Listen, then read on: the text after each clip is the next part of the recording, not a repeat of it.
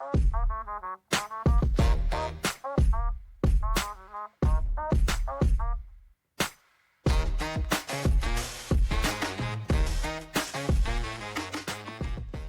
to Supercool, the show about low-carbon innovations now scaling. Each week, we talk with the founders, CEOs, and executives whose companies are winning customers, growing revenue, and capturing market share by turning carbon-cutting ideas into competitive advantage. This is the rise of the low-carbon economy, a multi-trillion-dollar transformation already underway.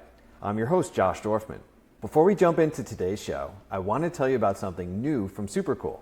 We recently released the Climate Adoption Playbook, a course for founders, startups, and mature companies that are bringing climate solutions to market. It's built on deep insights from over 50 of today's leading climate companies who are rapidly scaling innovation across multiple industries. The course shares the 5 adoption levers at the center of every successful climate company's positioning strategy.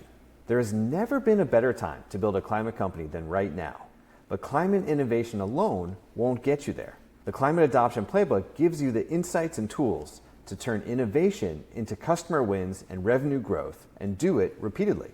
If you're building in the climate space and want to clear away the barriers so more customers say yes faster, check out the course. You can find it at getsuper.cool/playbook. And now for today's show. A few years ago, I was in Las Vegas for Blueprint, the largest property tech conference in the US.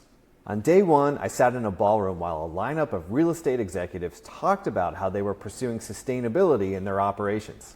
These were the companies held up as the vanguard, the real estate leaders taking the most action across their urban high-rise portfolios. As they walked through their playbooks, I remember thinking, that's it?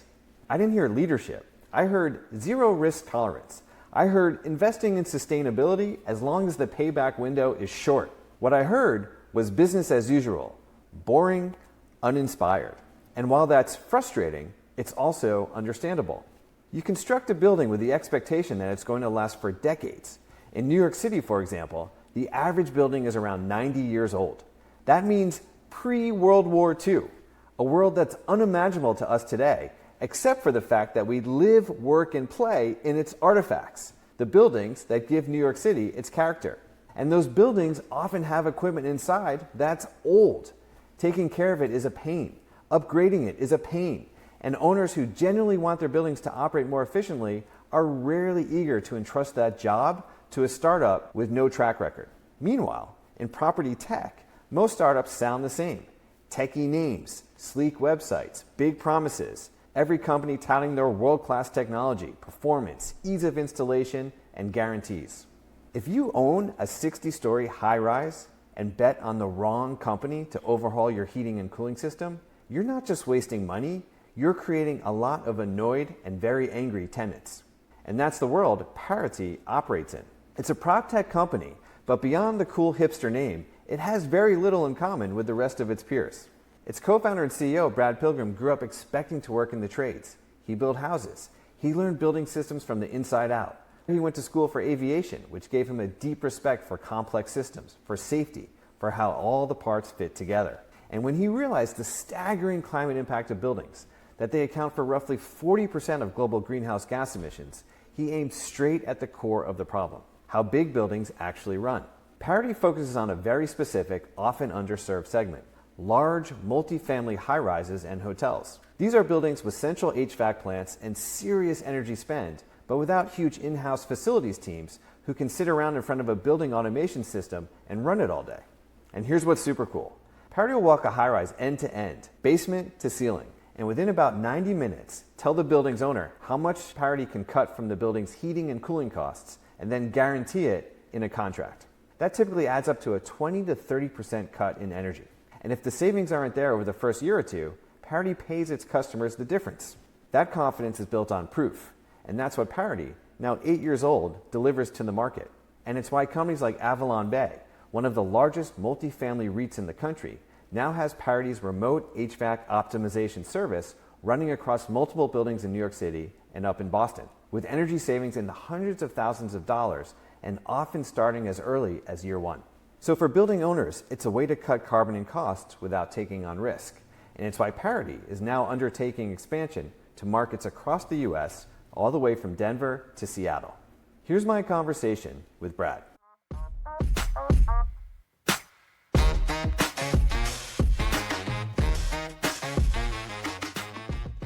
Brad, welcome to Supercool. Hey, thanks for having me. Thrilled to have you here. Really excited to dig into this topic with you and the sector you're going after around HVAC optimization and decarbonization. I guess my question is, as we get started here, what was the moment you realized that buildings were actually wasting energy almost by design, not even by accident, and that you could build a company to fix it? I grew up sort of small town. I thought I was going to be a tradesperson. I used to build houses. I went to school for aviation to be a pilot. And throughout the years, my interests have changed, and I think what I really latched on to prior to Parody was sustainability. It was the environment. I spent a lot of time outdoors. I love skiing, snowboarding, mountain biking, and I think when I was younger, what really got me to hook on to climate change, I think like a lot of people my age, was the Al Gore stuff, the Inconvenient Truth. And I think understanding that was a big problem, and understanding that, hey, that was something that it felt like I could get up every day for. And I had lots of jobs that I didn't really feel passionate about. But when I latched onto climate, that was one of the biggest sort of aha moments for me. So not a direct answer to your HVAC question, but I think it was more climate that I latched onto and was like, I want to solve something big. I want to contribute to solving something big. And I think later, realizing through working at different startups, helping them scale, leading sales, I heard the stat once, we were to outfit 1% of the American homes with solar, we'd solve the energy crisis. And I was always like, oh, that doesn't seem like that much. But my biggest question was, how do we know that that's exactly what we need?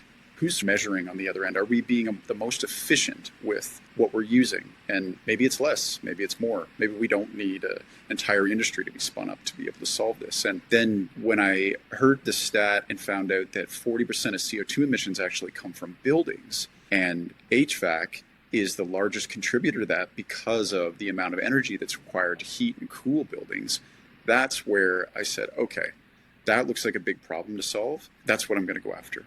And so I think that, combined with a personal problem I was trying to solve by buying a piece of real estate and seeing the fees go up, that's sort of how the whole thing started. And yeah, how it's going today. Gotcha. I appreciate that background. And interestingly, to me, this is probably right around our 70th episode. So we've had on, of course, some really amazing founders, CEOs, executives, operators. You are the first one to tell me that you were influenced by Al Gore's movie, which is not to denigrate the movie, because I was very influenced by it too. It's just that I haven't heard anyone else actually say that before.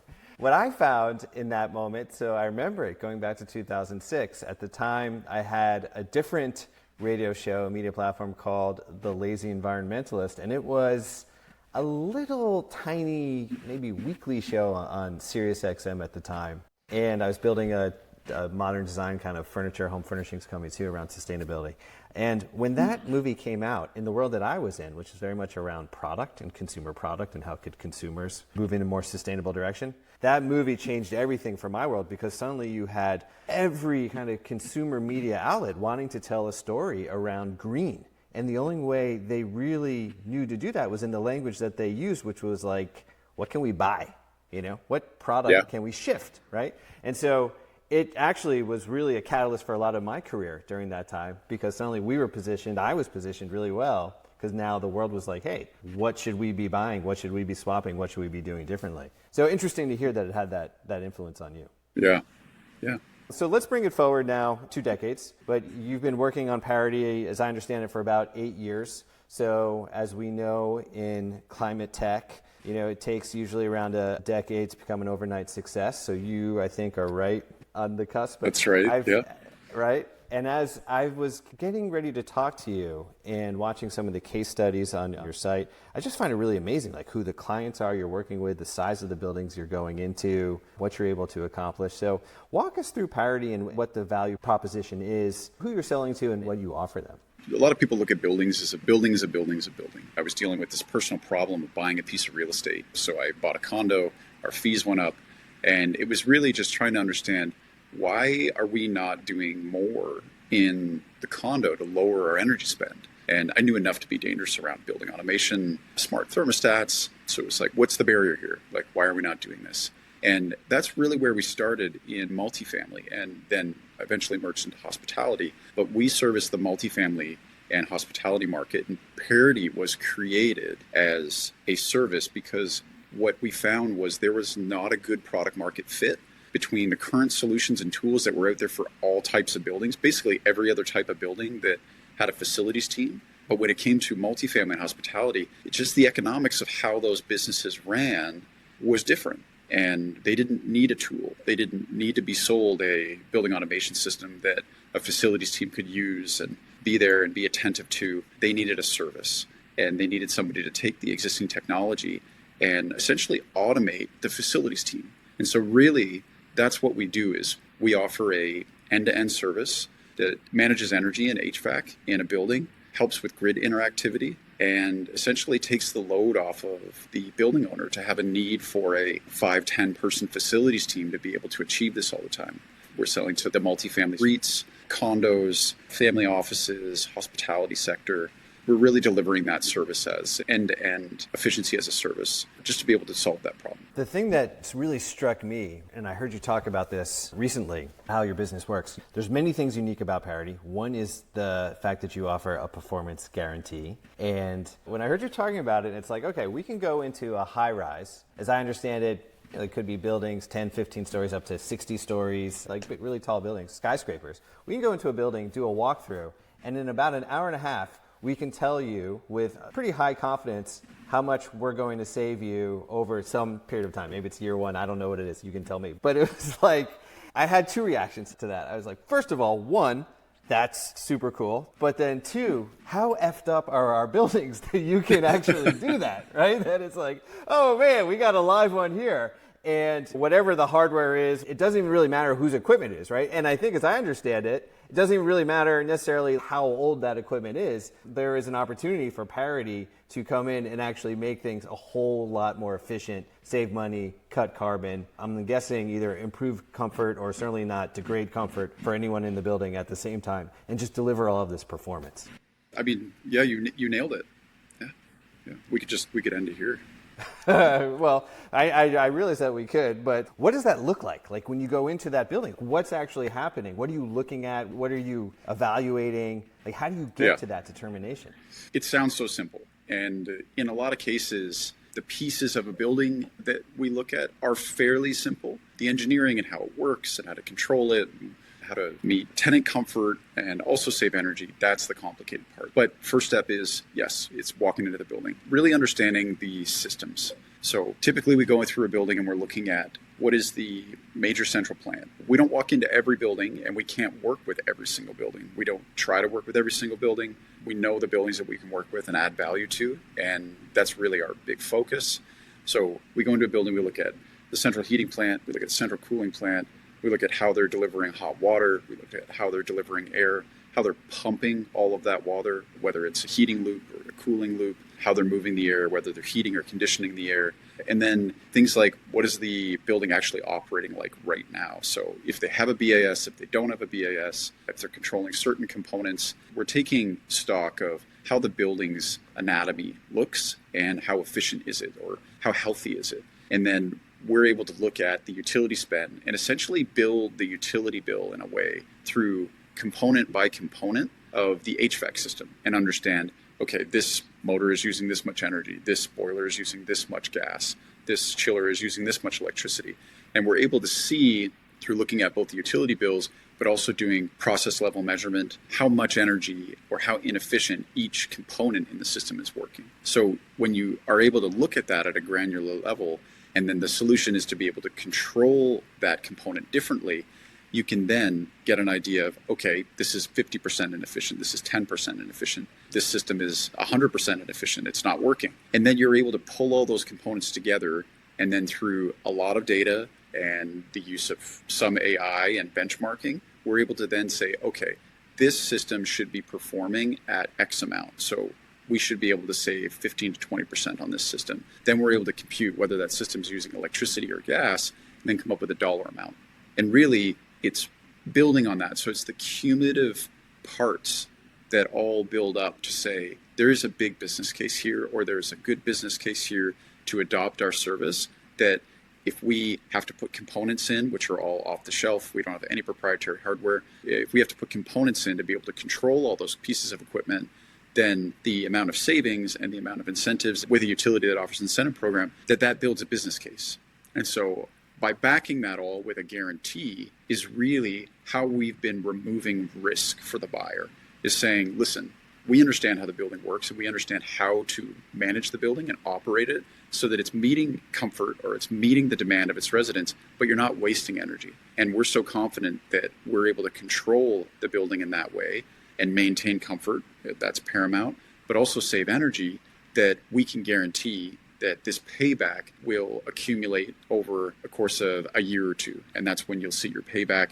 Here's how much energy savings you would see. And then we're able to build a pricing model and business around it to obviously make it mutually beneficial. But that's really what we're doing by going into a building and building that initial assessment up. AvalonBay, one of the biggest, maybe the biggest REIT in the country, has all of these high rises. Well known in the sustainability space because it's really a leader in sustainability in terms of what they're trying to accomplish in their build outs and whether they're going for LEED certification or they're staffed up around climate. You have a really remarkable case study, which we're going to link to in the show notes, where their team is talking about what it meant for Parity to come into, I think it started with 3 buildings in New York City, and now it's expanding throughout New York City up to Boston, maybe elsewhere as well. And they just talked about the fact that, this actually payback, it actually came sooner than they even told us it was going to come, maybe several hundreds of thousands of dollars, which they were seeing in savings on energy by using your service, which is effectively for them saying, hey, we're going to have a provider who's going to come in, take a look at our system, optimize it, it sounds like kind of in the beginning, and then they're actually going to run it. And I think your pitch is like, hey, as long as we, Parity, are running it, you're going to see results. So I guess a couple of questions. The first one is, how do you go land a customer like AvalonBay? I mean, even if they're staffed up to do this, and I guess you have to find the right person, but if you have someone who's running sustainability, do they have the budget? Does it go to facilities? Does it go up to the CFO? Who's got to make that call? Because I would think, most people, if they pick up the phone, it's like, hey, how would you like to hear about HVAC optimization? It's hard for me to imagine that phone call is going to go, it's going to go all that well. So I'm really curious about how you sell in, how you get to a customer like AvalonBay and some of the other real major customers that you're now serving. I wish I could say that it was just a simple phone call. I think there's like a fundamental question there, right? Is how do you get the attention of a marquee type provider like AvalonBay? And it's through getting to a lot of buildings and proving that first. AvalonBay certainly wasn't our first customer, and it takes a long time. The 2 paramount things that I think I can point to when we started the company was the performance guarantee and proof. One of the things that happened, I believe, in even in energy, even in solar, when I was in solar, it was the believability of energy, right? Like energy is behind the walls, it's invisible. You don't see electricity in a stockpile in a mechanical room. It's not visual. You can't see it or how much you have saved or how much you have used. So it was providing that irrevocable proof that we were able to save energy. And we really focused on that in the beginning stages of the company and said, okay, how do we provide all of the data and all of the proof and then be able to translate it and communicate it to a customer that will not understand energy management or HVAC management like an engineer. So how do we translate that and get someone comfortable with we're saving energy but not at the cost of anything else? I'll go back to like some of the early ESCO days of we're going to save you 25%. And we're going to spend $2 million by doing it. But I think what I saw at least was there was a lack of proof. There was a lack of follow-up, a lack of that continuous commissioning. Maybe it hit once. That solution worked for a small period of time, but it was the ongoing, consistent sustainability of that really helped shape Parody and what we do. And just doing that over and over and over again through our work in where we started in Toronto, and then eventually getting down into New York City, but being able to show like this wasn't just a one-off. We've done this over and over again. And if for some reason we ever didn't do it, we back it up by a guarantee where we pay our customers out the difference between what we're able to save them and what we guaranteed them. But like anything, real estate is a bit of a pragmatist vertical. They want to see it done a lot of times. They don't necessarily tend to take on high risk things, especially when it comes to affecting tenant comfort. That's their customer, right? Is their tenant. So landing a customer like AvalonBay obviously takes time and it takes a lot of effort up front. And obviously it helps when you have a great team and you're able to bring people from different areas of the industry that obviously have credibility, have worked with those people before. When I met some of my team and our now COO, James Hanna, he came from about a decade of helping multifamily operators adopt energy efficiency systems and solutions. And I have to say that intro came through him. So I think it's one about really understanding and building your core product so that you're doing the right things. You're doing the hard things, but you're thinking about what does the customer need and just continuing to iterate that into a point where it's irrefutable, right? No one can challenge you on it. And then obviously, being able to connect that with the likes of AvalonBay and through your team that you hire. That makes a lot of sense to me. We've talked about the performance guarantee. Obviously, that certainly raises eyebrows and gets people to lean in a little bit. And then, as you're saying, back that up by proof and years of proof. And I think there's kind of three dynamics here. One is like, we're in all these buildings, here's proof. But then the other thing is, and we've been in all these buildings now for a number of years, and the value sustains and the savings sustains, right? It's not a one-off. And it sounds like there was maybe a moment in the industry, maybe it's still the way the industry operates around whether it's prop tech or, I don't know, however you guys label yourselves that you're in, or building tech, clean tech, climate tech, where a lot of companies are making similar claims and have solutions that might sound, if 10 of them land on my desk and I'm the one who's got to make a decision inside a company, maybe it's hard for me to really understand what makes them all different from each other. It's a crowded space, right? And a lot of people want to get into it and play in it. And so it's not just getting into a bunch of buildings and showing it, but it's then saying a bunch of buildings. And by the way, this has been 2 years, 3 years, 4 years, 5 years. And then you layer on something that I experienced at Planted as well, as we were building our carbon negative building materials company.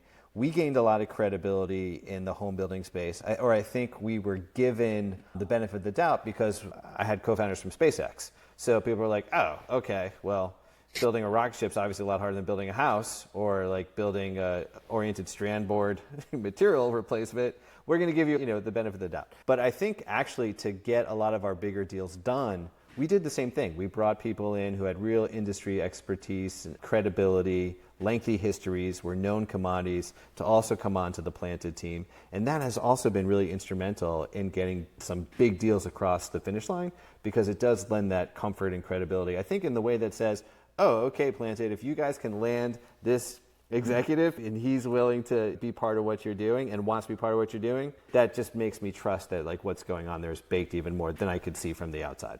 Does that sound like that's a similar type of dynamic? Yeah. No, I think that's right. It's, it's not one thing, right? There's no silver bullet. I think it's a combination of a lot of things. It's part of the role that I'm in that I love, being able to identify great talent and good people and align with them on something that was an idea on a spreadsheet one day. And now it's a business, bringing on team members, being able to align them and just continuously doing the work. You said there's a lot of different companies sort of competing in the space. It's a bit of a crowded space. I think it is too. And I think a lot of people use the same language and they say the same things. And that's not necessarily true because it's like you scratch a little bit below the surface and it's like, yeah, we can guarantee it, but, X, Y, Z. And it's like, oh, okay, well, that's not actually a guarantee then. Or no, we're not using proprietary hardware. It's open source, but we make it. And it's like, okay, well, that's proprietary hardware then. So I think there is still, and being in the industry now for a number of years, I think there is still some confusion and some education and clarity needed to be able to properly put companies into like, what are they? Because in our space, you've got anything from utility data benchmarking, which is very important. Lots of companies out there doing that, all the way to companies that are doing massive retrofits. But everybody kind of has the same claim, even though they do completely different things. Just being able to stand out in a crowd, I've always believed that it's just continuing to do the work, continuing to provide the proof, and continuing to focus on the customer and just deliver what you say you're going to do. That's how we've been able to stand out. I can appreciate that. When you're selling into whomever the customers, and we've talked about AvalonBay, it doesn't matter, pick a customer, but who is involved in that purchase decision on the client side? I'm guessing the sustainability team gets involved, facilities management, or maybe are there multiple layers you need to sell into? And who ultimately is the person that's going to need to sign off? Maybe it's not the same at every company, but curious how that goes. Real estate is complex. A lot of different stakeholders. There's a lot of layers of people that you need to be in the loop. You need to be educated. How is this going to affect them? How is it going to change their job? What are they actually getting out of this? So all the way from the CFO down. I always assume that somebody at a senior level, like a CFO, is signing off on deals, although I don't see every single contract, so I couldn't tell you for certain. But asset management is key. So head of asset management, head of engineering. That's always going to be someone that wants to get involved. If the organization has a sustainability team, they're typically involved in the early process, either driving adoption of the idea or helping us present. But then it gets down to the people that I honestly think they matter the most. It's the people working in the buildings. It's the people that are operating the asset. Because at the end of the day, they're responsible for how that asset performs, and they're responsible for maintaining what the customer's expecting, and that's the tenant. So run the gamut from the people that are there every day in the actual physical mechanical rooms, dealing with the equipment, all the way to the CFO of the organizations. And you have to change the way that you talk about it and the value of what you're doing for the building. You have to change it in every conversation. So it's quite dynamic. There's a lot of stakeholders, and you sort of have to be a Swiss Army knife when you're talking to people and trying to sell these types of solutions. It's not for the faint of heart. Yeah, I can see that it can be a very complicated sale. We often see on this show, talking to people, it really doesn't matter what industry we're in. I remember we were talking to a company called Wasteless AI, and they've got a solution that dynamically slightly discounts the price of fresh food in a grocery store before you're getting to the sell-by date to try and see if they can move it off the shelf with the least amount of hit to COGS. Because if you get to like the day before a sell-by date, then the grocery store is just going to slash prices in half and pray that everything moves, and you waste a lot of money and you waste a lot of food. Right? And I was having this conversation with Oded Omer, who runs the company, and he was like, we never sell to sustainability because they just have no budget, right? In his case, it's like, we've got to get into the financial organization. And then we have to do it in a way which I think is probably similar in some respects to your solution. He's like, part of our value add is that it's very low touch integration. For an IT person or someone on the other side, they don't have to be like, yeah, no, this sounds great, but you're in the bottom of the pile and we'll get to you in 6 months, right? It can be implemented very efficiently. And it sounds like that must be part of what you offer as well, as a primarily software-based layer that's optimizing how a building runs. Do I have that right? Yeah, essentially. And I think to your point on the sustainability team, it's lots of people want to be sustainable, but at the cost of what? If it's going to affect their comfort or it's going to charge them extra. I can't remember exactly where I heard this, but it was like 95% of people want to be efficient. But if it's going to cost them something, it's like 5% of people are willing to do it. And it's like, of course, that makes sense. I have to say, I'm also in that 95 and 5%. It's like, yeah, I want to be efficient, but I don't want it to change the way I'm fundamentally living. So am I willing to do that? Am I willing to pay a lot more for it? I think over the years, maybe that opinion has changed with me, but when you're approaching the types of organizations like that, it has to make sense. From a sustainability perspective, we make it make sense. It's very easy. It's either helping you reach your sustainability goals. It could be reducing fines if you're facing building performance standard fines. It is a sustainable solution that we're actually doing. It's not a one-off, so we're able to continuously deliver that. But you also have to make it make sense financially, because I find a lot of people just like myself, and going back to the beginning of this was, well, how would I buy it? I'm a horrible consumer. I do so much research. I don't like to overpay for things. I need to know that there's a good dollar for value sort of nexus that I'm buying at. And so when I started the company with my partner, I sort of said, okay, well, how am I going to buy this? Because right now I'm not buying any of this. So what do I need to feel comfortable? So I think, again, when you're approaching these organizations, trying to stand out from the crowd, yes, you're right. It has to make sense from a sustainability perspective. It has to make sense from a finance perspective. And you've got to be able to convince people all the way up the chain to adopt what you're trying to sell them. That definitely makes sense. As far as the features go, when you're in a building, when you're operating, I've seen something, I'm curious, because you're operating the machines, you have the visibility, you are seeing when machines are running efficiently, inefficiently, you can start to get into things like predictive maintenance, really have a line of sight that maybe helps a company in ways, I guess that goes to efficiency, but it's a kind of a different insight that leads to a different behavior. Or maybe there's a different manager who's going to be psyched about that, right? A facilities manager is going to be like, oh, cool, I should go check out that chiller. Thanks, Parody. Do you get into that level of insight in a building as well? Being connected to all the pieces of equipment in the building, that's a sort of core component of what we do. And when we're connected to everything, we're obviously able to tell the building management team or the facilities management team when something is not working correctly, when it's not following our instructions, when it's off or on for that matter. We have an alarming and alerting system that helps direct facilities teams towards problematic parts of the building. We actually support that effort as well. One of the things that we do is we have remote control over all of the components that we connect to, that we manage. So we're able to troubleshoot from afar. and eliminate even a facilities team having to go into the central room or go to the central plants to fix something. In most cases, if something is maybe too complex for a facilities team, they need to get an outside expert in. We actually act as that outside expert. We're just very fast to respond. We're only a phone call away. So yes, that predictive equipment failure or predictive maintenance feature, along with a supporting remote team that is able to help you. But that's a portion of what we do. After we get into a building, I'd say one of the biggest features we have now is because of that remote control, we are able to interact the building in different ways with both its tenants to eliminate the energy waste, but also the grid. And I'm not sure if that's something that we want to touch on here, but it's definitely something that we're really excited about is control over that. I'd love to hear about it. Yeah, I'd love to hear about it. And I guess the setup for me is that, again, going back to AvalonBay, I think it was that case study where they talked about, okay, yeah, we actually saw savings faster from Parity coming in and managing these buildings for us. And then we actually start seeing another revenue stream from demand response because Parity is actually enabling us to interact with the grid in a more sophisticated way than we were doing before, which has huge societal upside, huge climate upside, right? And clearly huge financial upside for your clients and I'm sure for your business as well. But yeah, I'd love to hear more about that. It wasn't totally by accident, but we sort of understood that there's lots of clients that are in demand response. Demand response has been around for years. And the way that demand response providers have enrolled clients in demand response, it's not really changed all that much. The grid needs people to sign up for the demand response. The buildings have to be able to reduce a certain amount of load. And then typically the building has to be able to achieve that through, it's typically manual efforts, right? Like a classic demand response event would be you get an email from your demand response provider a couple hours, maybe a day before, a couple hours before, or an hour before. They say, hey, here's a list of things that you need to do.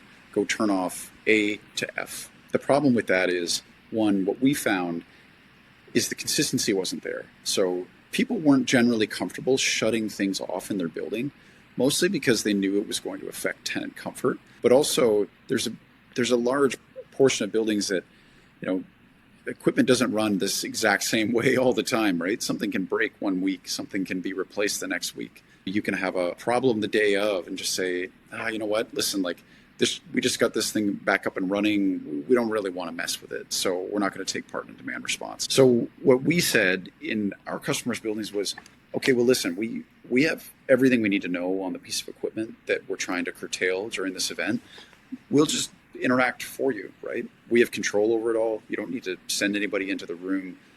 We can build a simple algorithm that can help adjust during these periods. So we'll just work directly with the demand response provider. And after we found out how demand response was working in our customers' buildings to how we could respond, it was very drastic, the speed that we could do it at, the accuracy, how precise we could do it, what we could do to precondition the building so that we could go even deeper or cut deeper with the curtailment event and generate more revenue by preconditioning things in the building and then not overcorrecting on the way back out of it. And that's now translating into different opportunities that exist on the grid.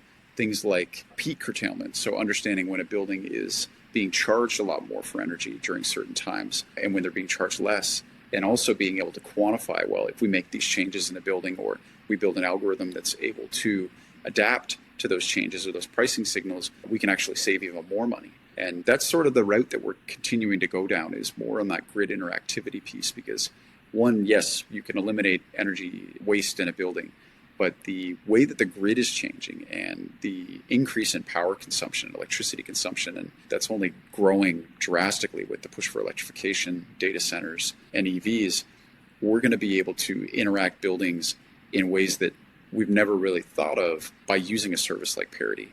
And I think that's what we're really excited about, is this sort of launched us into, there's a bigger macro problem changing, and we're actually in a really good position to help a building generate a lot more revenue, create more sustainable plans, and offer a really sustainable service through us just being in the building. So yeah, I could talk about this for hours just because it's something we're super excited about and can't wait to continue to develop.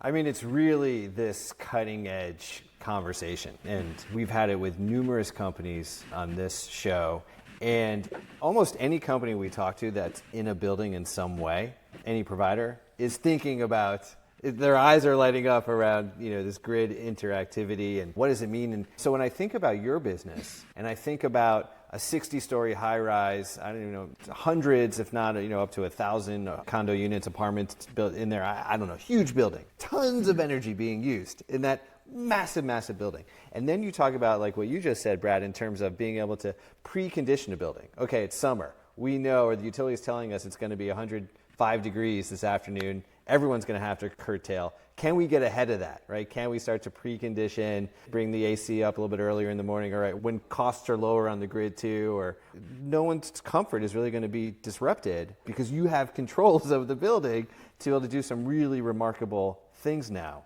And if I understand what you're saying, the more you can do that and kind of precondition and curtail without disrupting comfort, the more energy back to the grid, or it's energy you don't have to turn on in that moment, and make a whole lot more money as a result. I mean, that sounds like just a fascinating business model. The complexity of the grid is just changing. The grid in itself is not a super efficient tool. It was built hundreds of years ago. So the way that it was built, and we're all attached to this sort of aging infrastructure still, but the way that power is being delivered and consumed and the amount of it is astronomically grown. It is this complex way, and it's the complexity that is actually, I have to say, like, it's giving us a business, right? We have the technology in the building, but it's understanding how to interact dynamically without sacrificing something. So it's how do you not sacrifice the tenant comfort to be able to take advantage of these opportunities? And that's the gap that's been widening. And that's really where Parody and other companies that are coming in, there's other companies that do something similar, but that's where we're filling that space, is saying the complexity has grown too big. You cannot operate your building the same way you were doing it even 5 years ago, definitely not 15 years ago. That's really where I think we're coming in, and we're seeing this huge gap is forming. The demand on the grid is obviously higher than ever, and just the simple fact that the complexities of what the grid needs and what consumers on the grid have been doing, that's really what's making our business, and that's what's bringing all these opportunities now to real estate owners. They just need a service, the right control, and a trusted partner to be able to achieve it all.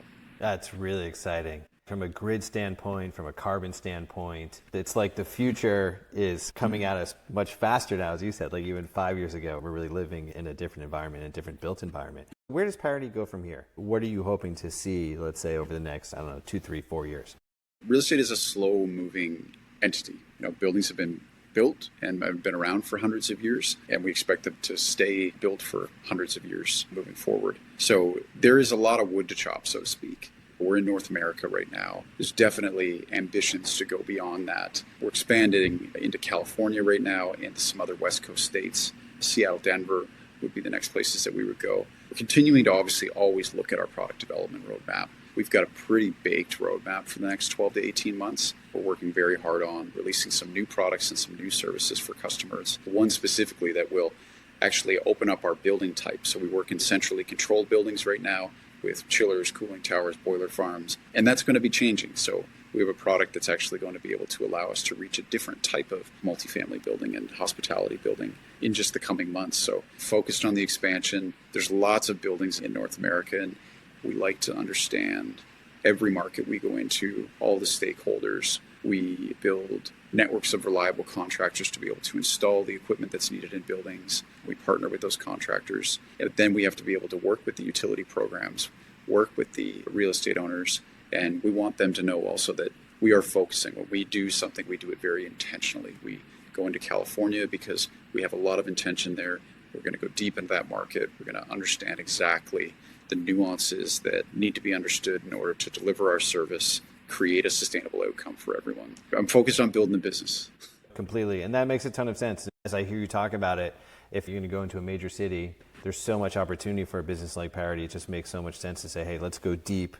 Let's really be experts in this physical geography. Let's identify who are the best contractors we really want to partner with, who's going to be part of our reputation, understand the nuances of policy and where those more regulation and where those markets are going. That makes a ton of sense to me, just because the opportunity in any market you go into, it seems, of the ones you're mentioning, it's just so vast. There's just so much opportunity ahead if you really get that right. This has been awesome. I really appreciate the chance to talk with you. It probably comes through. I'm very excited about your business. I'm very excited about this space. I've seen what you've said as well. I mean, my presumption has been like, wow, this is really changing so fast. It feels so different than even 5 years ago, a decade ago. It's just like, when we joke on this show, like climate tech is very often like dog years, right? It just feels like that's a whole lifetime ago.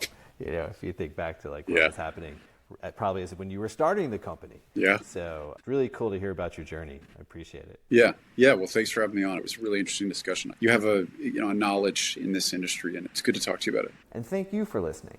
If you're enjoying Supercool and appreciate our conversations that merge climate, innovation, and commerce, please take a moment to subscribe and leave us a review.